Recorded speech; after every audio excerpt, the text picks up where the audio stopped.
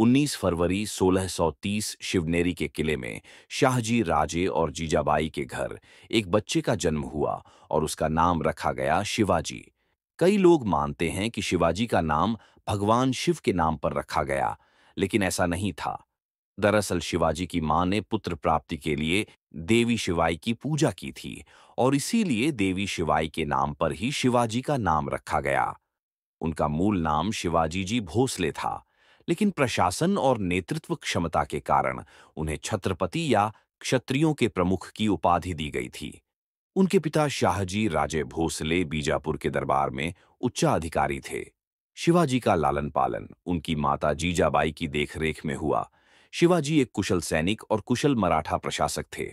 उन्हें जंग की ट्रेनिंग और प्रशासन की समझ दादोजी कोंडदेव जी से मिली थी, जो बीजापुर सल्तनत में जनरल के पद पर तैनात थे। 1630 में जब शिवाजी का जन्म हुआ तो भारत के पश्चिमी भाग में 3 इस्लामी सल्तनत हुआ करती थी: अहमदनगर की निजाम शाही, बीजापुर की आदिल शाही और गोलकुंडा की कुतुब शाही। ये तीनों आपस में लड़ते रहते थे, लेकिन आपस की लड़ाई के अलावा उत्तर की तरफ से मुगल इन सल्तनत को अपने राज्य में मिलाने के लिए लगातार दबाव डाल रहे थे, ताकि दक्षिण भारत में मुगलों का वर्चस्व कायम हो जाए। इस दौरान दिल्ली में शाहजहां का शासन था। 1636 में शाहजहां औरंगजेब दक्षिण का सूबेदार नियुक्त किया गया। सूबेदार बनते ही औरंगजेब ने सबसे पहले बीजापुर पर हमला कर दिया। मुगलों के वार ने बीजापुर में मोहम्मद आदिल शाह का शासन कमजोर करना शुरू कर दिया। इधर शिवाजी छोटी उम्र में ही कमाल कर रहे थे। वह युद्ध की रणनीति बनाने में माहिर हो रहे थे। उन्होंने सीमित संसाधनों के बावजूद छापेमारी युद्ध कौशल में महारत हासिल कर ली थी। महज 16 साल की उम्र में तोरणा पर कब्जा करके शिवाजी ने अपने युद्ध कौशल का लोहा मनवा दिया था।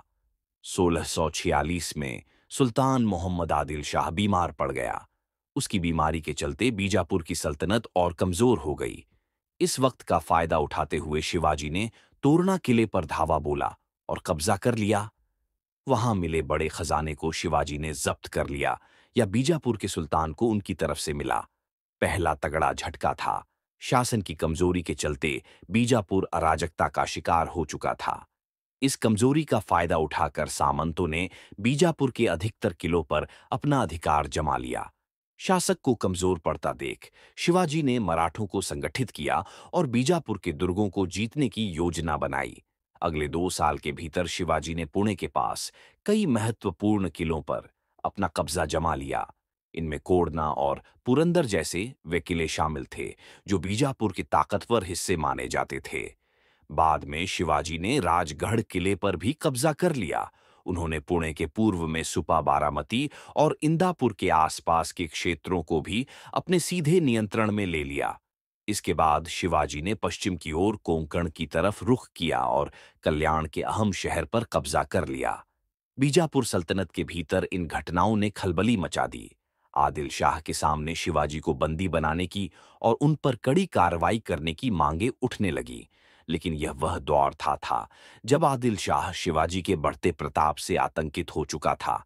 आदिल शाह शिवाजी को बंदी नहीं बना सका, लेकिन उसने उन पर कार्रवाई करने के लिए, वार करने के लिए एक दूसरी चाल चली। 1648 में आदिल शाह ने शिवाजी के पिता शाहजी को गिरफ्तार करवा लिया। सूचना मिलते ही शिवाजी आग बबूला हो उठे। उन्होंने नीति और साहस का सहारा लिया और छापेमारी कर जल्द ही अपने पिता को इस कैद से आजाद करा लिया।